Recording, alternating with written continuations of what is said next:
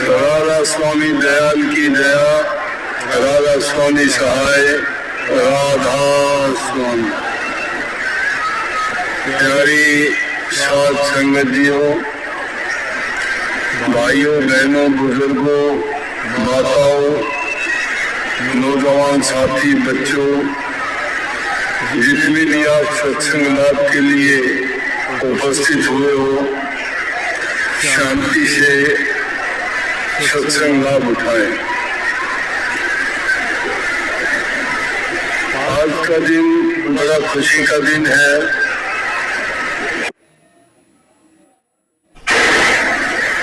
जन्माष्टमी का दिन। दस्तक में श्री राम के बाद मुख्य रूप से इतने महान अवतार श्री कृष्ण जी का जन्म जन्माष्टमी के नाम से जाना जाता है। आज के दिन उनके जन्म उत्सव मनाए जाते हैं, मिठाइयाँ बांटी जाती हैं, उनकी लीलाओं को याद किया जाता है। बच्चों को अच्छे अच्छे कपड़े पहना के जिस प्रकार की उनकी जीवन की लीलाएं उन्होंने बचपन से लेके अपने जीवन में बड़े से बड़े कार्य, राक्षसों का संहार,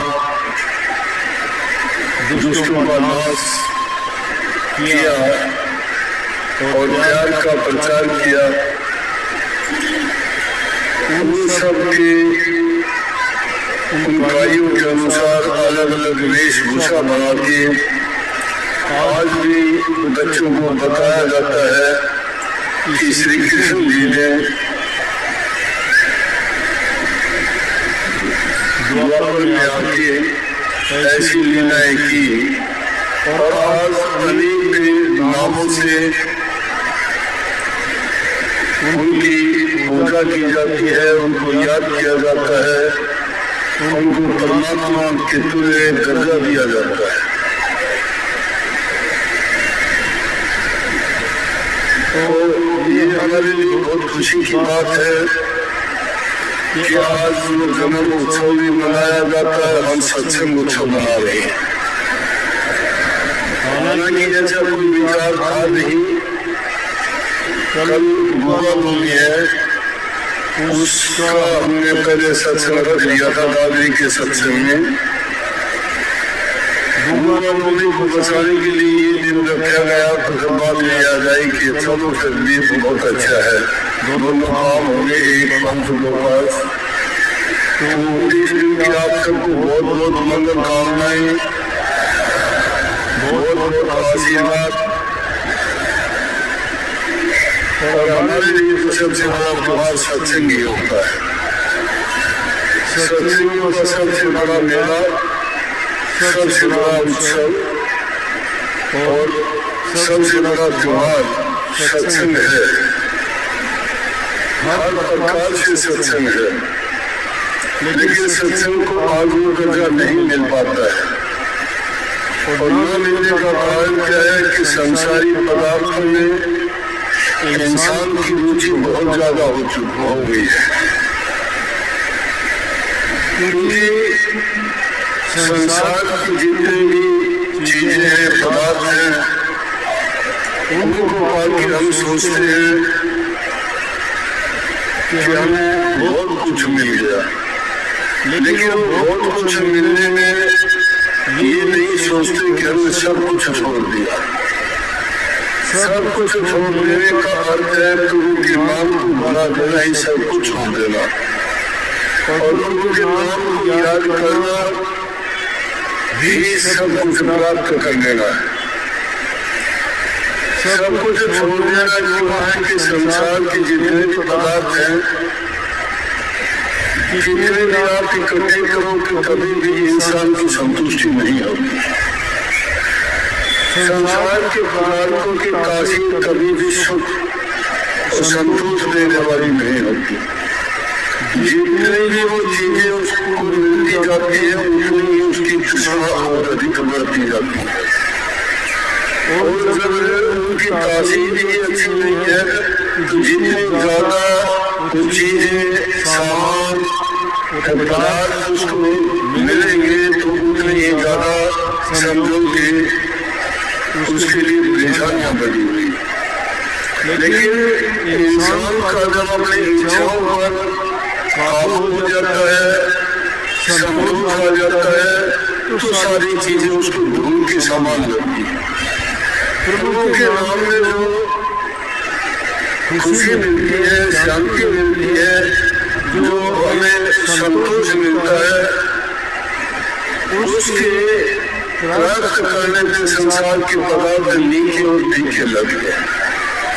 संसार के पदार्थों का नशा है, वो जब इंसान के पास मिलने से हो जाते हैं, इंसान को मान बढ़ाई इज्जत मिलनी शुरू हो जाती है, और जो नहीं ये चीजें उसको मिलने शुरू होंगी तो उसका अभिमान उसको गिराव की ओर लेके जाता है, ऊंचा नहीं हो पाता। ऊंचा कब होता है इंसान जब पर एक पर उपकार और दूसरों की भलाई की कार्य की। आज तो हम उनके जन्मोत्सव को याद करते हैं, उन्होंने दूसरों के कल्याण हित के कार्य की। जितने भी अवतारी पुरुष संसार में आए उन्होंने समाज के कल्याण के, समाज हित के, दुखियों गरीबों के जीवन को सुधार और कल्याण की बातें बता के उनको सही रास्ते पे डाला। लेकिन जब उन चीजों का प्रचार और प्रसार कब हुआ, इंसान की रुचि संसार के पदार्थों की ओर बढ़नी शुरू हुई, तो प्रभु की ओर से वो होते चले गए, उनकी तरफ उनका ध्यान नहीं रहा। इस चीज को मानते रहे कोई सत्ता है जो सारे संसार को चलाती है, सब कुछ उसके हाथ में है। इंसान के हाथ में कुछ न होते हुए भी इंसान सब कुछ बन बैठता है, और सब कुछ बनने के बाद उसकी गिरावट होती है कि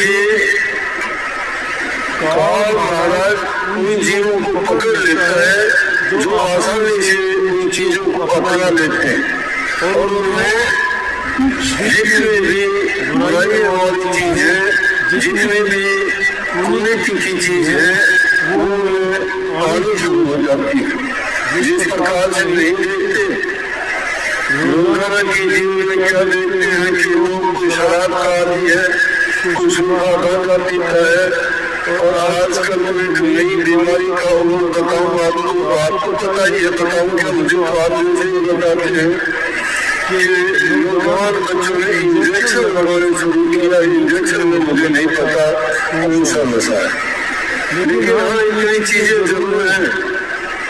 उन चीजों को जब हम देखते हैं, रास्ते में जाते हैं, तो जहाँ सुनसान सी जमीन होती है वहाँ पर इतने मीटर और इतने शरीर बने हुए होते हैं कि उसको देखे उससे है कि भाई ये यहाँ कैसे आए, कोई डाल के गया पूरा नहीं।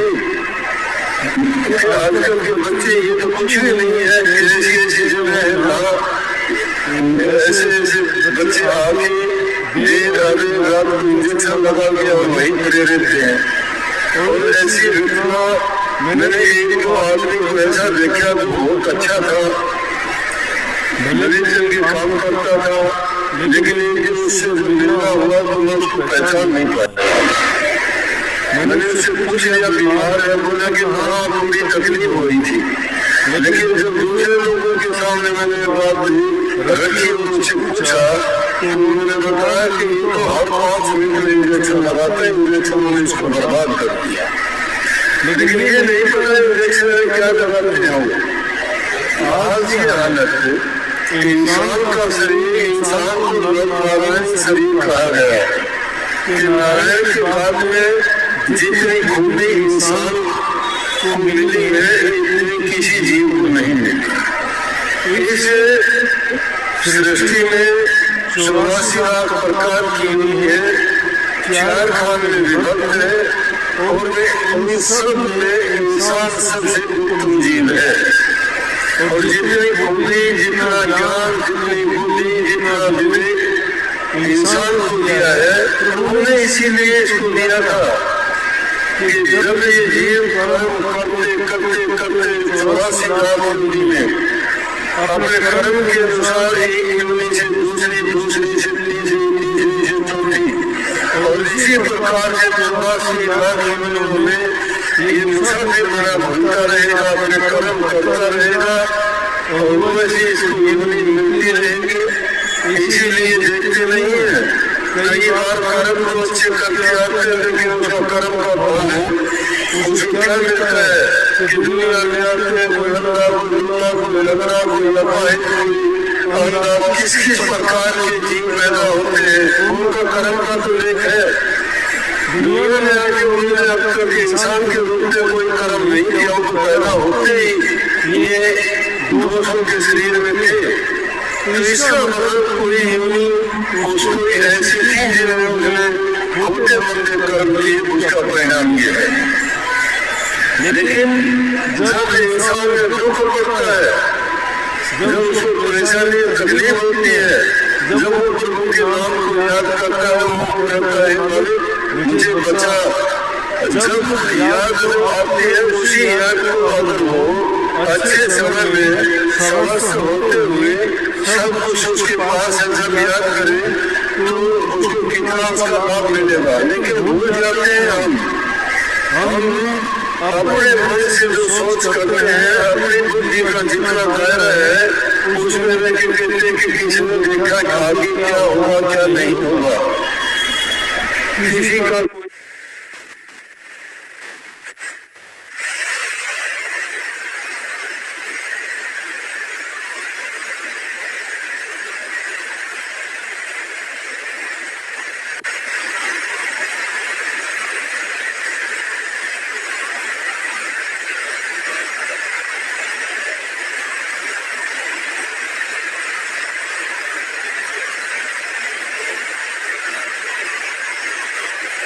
आगे जो होगा वो देखा जाएगा।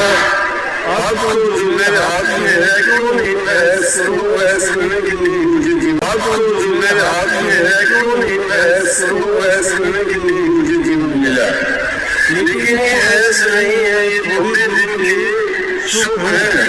कोई भी इंद्रिय भोग करते हो, कोई भी स्वाद चाहते हो, कोई भी आनंद लेते हो, कुछ समय के लिए आपको आनंद मिलेगा, लेकिन उस आनंद का अंत में क्या होगा कि वो दुख में परिवर्तित हो जाएगा और उसे दुख भोग के फिर मान जाओगे कि मैंने जो काम करना चाहिए था उस वक्त में चेता नहीं और वो काम नहीं।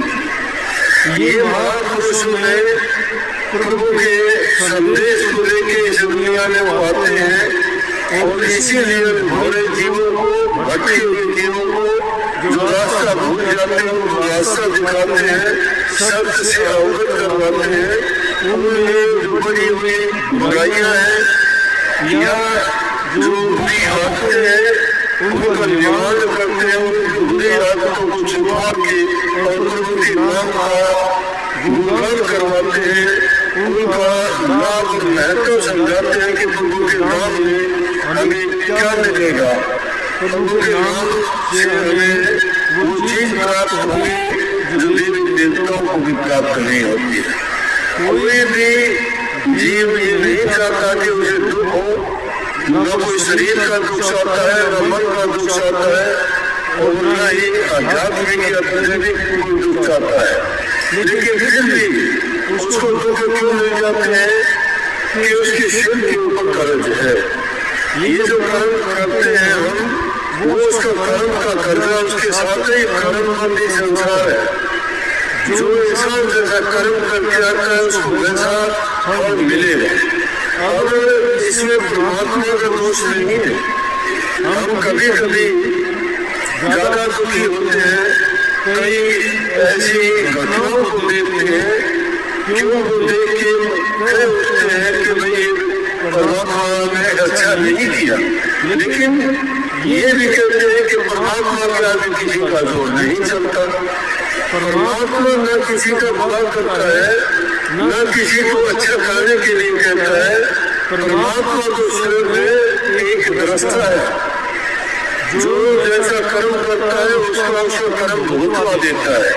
अच्छा करने वाले को अच्छा, बुरा करने वाले को बुरा परिणाम मिलता है। तो इसलिए उन बुराइयों से हमें निकलना चाहिए। इस संसार में जो हमें ये पदार्थ भावनाई चीजें दिखाई देती है ना, ये इतनी अच्छी नहीं है। ये हमें जरूर आकर्षित करती है, लेकिन उनके पीछे भागने से जितना भागते जाते हैं उनको प्राप्त कर भी लेते हैं, तो भी उनसे हमें शांति नहीं मिलती है। जिस प्रकार से समुद्र का एक फूल होता है, पेड़ पे लगता है, देखने में बड़ा सुंदर दिखाई देता है। पक्षी उसको सोचते हैं कि इतना सुंदर फूल है तो इसके अंदर बड़ा रस होगा, आनंद होगा, क्यों नहीं इसको चखा जाए। और जब उसमें जानवर जाके चोट मारता है, लेकिन चोट मारने से क्या हुआ कि उसके अंदर कोई रस नहीं, रूई होती है और रूई भी गीली होती है, उसकी चोट से चिपट जाती है, तो उसको बेचारे को चोट साफ करने में बहुत देर लगती है। कई बार उसको बहुत परेशानी होती है। ये संसार इसी प्रकार से उस समुद्र के पेड़ की भांति है। उसको देख के हम सब भाई को जाते हैं, लेकिन ये उसको परिणाम क्या मिलता है, उसी प्रकार से मिलता है कि जिस प्रकार से पक्षी की। लेकिन संसार में सब प्रकार की चीजें हैं। ये नहीं जो जैसा करना चाहता है वैसा करो, आजादी भी है, सबको सब चीजें मिलेंगी। महापुरुषों ने फरमाया कि सकल पदार्थ है जगमाही कर्म ही नर पावत नहीं। सारी चीजें हैं इस दुनिया में। इंसान के जीवन की तीन चीजें मुख्य हैं कि वो धन से कार्य करता है, शरीर से सेवा करता है, और उसके प्राण जो है वो इन कामों के करने के लिए उसको शक्ति देते हैं। अब जवानी होती है तो हम नशे विषयों में बर्बाद कर देते हैं। और नशा तो क्या चीज है? पीना बुरा शराब का रस हो लीजिए सब कोई, दाना से नादा कर दिया सब कोई। सारा का सारा धन का विनाश इन चीजों के जरिए खराब कर देते हैं। हमने ऐसे उदाहरण देखे हैं कि मैं और किसी की बताऊं कि हमारे गांव में एक बहुत बड़ा लैंडलॉर्ड था, बहुत जमीन थी उसकी, और उसने ये गंदी आदत उसने शराब पीने की होगी, काम कभी किया नहीं, और उसको जमीन को बेचना शुरू कर दिया।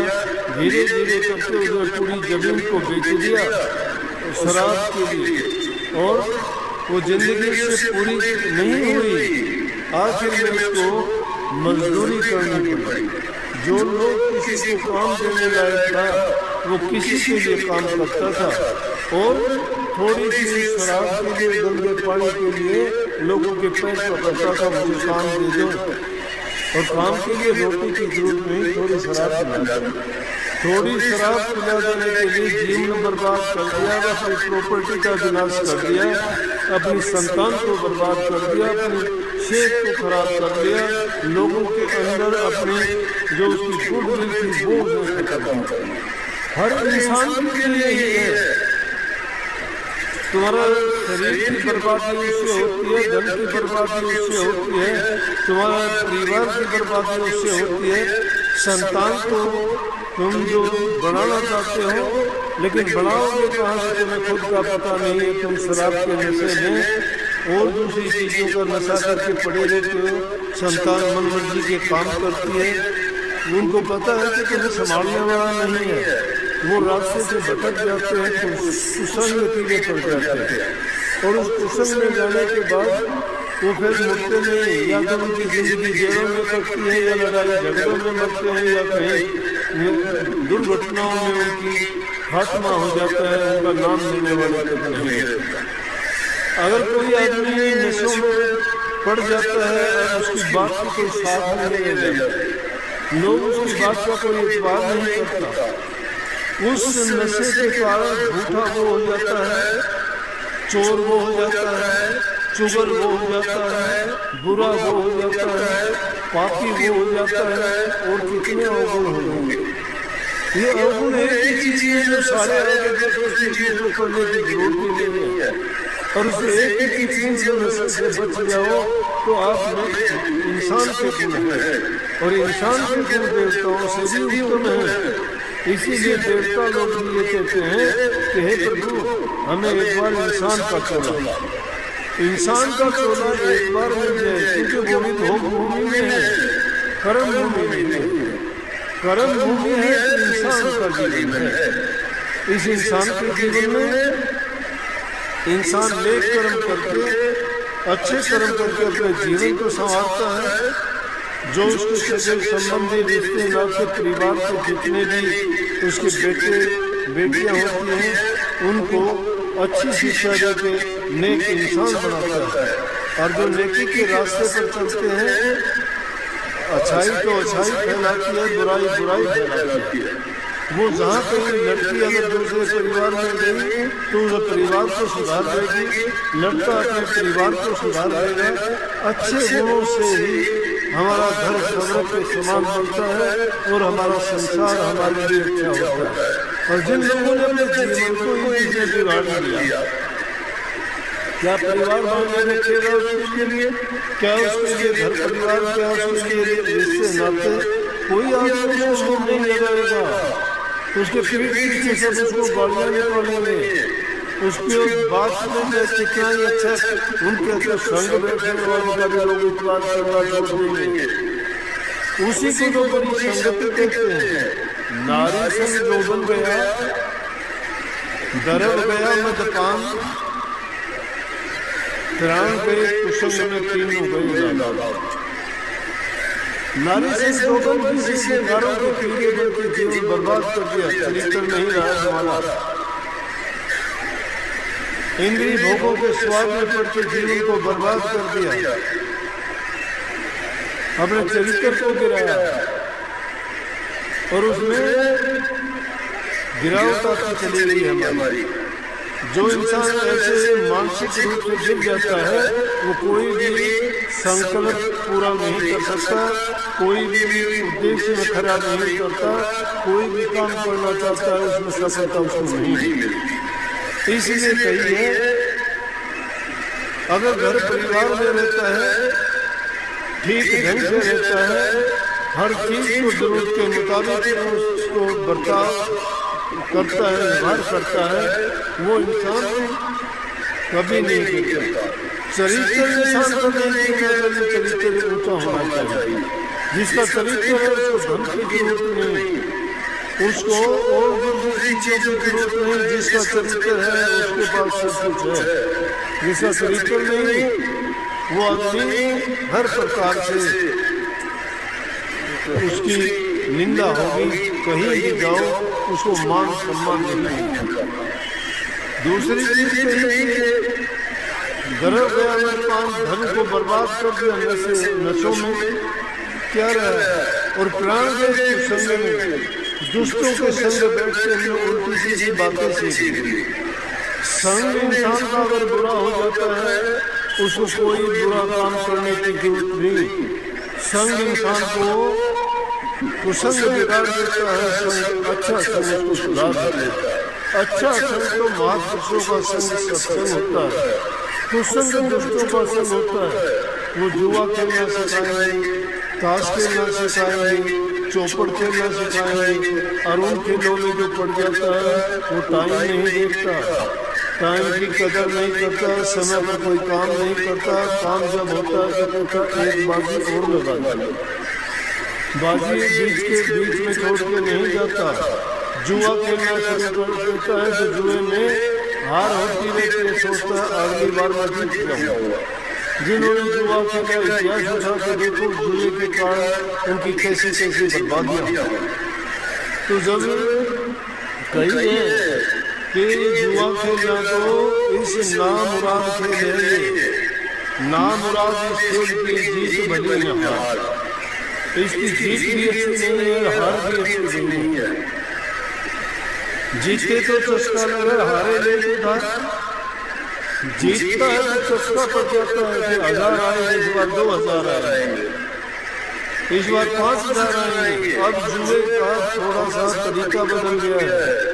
अब ये बच्चे वो जुआ फोन में खेलते हैं और वो फोन में खेल के सब कुछ अपना बेच देते हैं, सब कुछ पता ही नहीं लगता कैसे चला गया।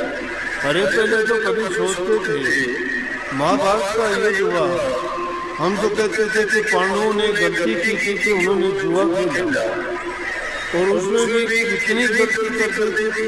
चलो सब कुछ दे दिया था, अपनी पत्नी को ही दांव पे लगा दिया।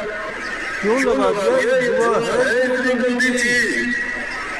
कि इसमें जीतता है तो आदमी को चस्का पड़ जाता है कि मैं और जीतूंगा और जीतूंगा, और हार जाता है तो उधार रहता है कि एक बार दे दे मेरे पिछले भी आ जाएंगे, आगे मेरे बच जाएंगे, लेकिन बचता कुछ नहीं है। इसलिए तीनों चीजें बर्बाद इस चीज से होती है। अगर महापुरुषों के संग में जाओगे वो कहेंगे कि जो मालिक ने आपको दिया उसमें सब्र करो, संतोष करो, समय पर अपना काम करो, अच्छा सबके साथ व्यवहार बर्ताव करो। समय पर जब इंसान काम करता है मालिक उसकी सुनता है। हम किसान आदमी हैं, आज से 50-60 साल पहले अब तो बात नहीं रही, खेती करने वालों के लिए ट्रैक्टर आगे चाबी लगाते हैं, चल पड़ते हैं, बैलों से ऊँटों से हल जोतते थे। किसान आदमी सुबह उठते थे चारपाई से, क्यों? उनका पैसा यही था, धरती माता जो हमें देती थी उसको खा के हमारा जीवन चलता था, आज भी चलता है। लेकिन आज थोड़ा तरीका बदल गया। वो लोगों की भावनाएं की ऐसी, आस्था की ऐसी कि धरती हमारी माता है, माता हमारा पालन पोषण करती है। और मैं तो ये कहता हूँ कि जिस चीज से भी तुम्हारा काम निकलता है उस चीज की हर चीज की पूजा करने के लिए पूजा है क्या? क्यों कहते हैं कर्म ही पूजा है। जो तुम कर्म करते हो वो एक पूजा मान के करते जाओ, तुम्हारे काम में कभी नहीं आएगी, तुम्हें मुनाफा ही मुनाफा देगा। अगर कर्म से तुम अकर्म होंगे, वो कर्म को ही छोड़ दिया, वो कर्म ही नहीं करते तो क्या होगा? आप लोग भी यही शिकायत करते हो कि मेरा भजन नहीं बनता, मेरा सुमन नहीं होता, मेरा ध्यान नहीं लगता। क्यों नहीं लगता? कोई और कोई तो लगाएगा नहीं आपका ध्यान, आपको के लिए कोई दूसरा सुमन नहीं करेगा, आपके लिए कोई दूसरा अभ्यास नहीं करेगा। नाम आपको मिला है, विचलित आपको आपका मन करता है, विचलित आपके विचार और ख्याल करते हैं, उस पर ख्याल किया करो कि हमारे ख्याल क्यों मिले? क्यों हमारी भावना हुई कि आज मैं ध्यान में नहीं बैठूंगा, वहां में क्यों ढूंढते हो? आज सिर में दर्द है, आज समय नहीं मिला, आज लेट हो गया, आज बच्चों ने नहीं बैठने दिया, आज ये काम हो गया, वो काम हो गया। अरे प्रभु के नाम से बढ़ के कोई काम नहीं है। जो उसके नाम में सच्चा होकर लगता है उसके सारे काम वो संवारता है। किसके नहीं संवारे? बोलो, किसके नहीं संवारे? किसी के लिए मोची बन के आ गया, किसी के लिए वो माड़ी बन के आ गया, किसी के लिए नाई बन के आ गया, किसी के लिए किसान बन के आ गया, उनके लिए उनके काम किए। वो साक्षात उन लोगों के काम करता है जिनका विश्वास दृढ़ है। हमारे सामने होते हुए हम उसको देख नहीं पाते हैं, उसका रूप कोई अलग नहीं है, लेकिन तुम्हारे काम कर जाता है वो।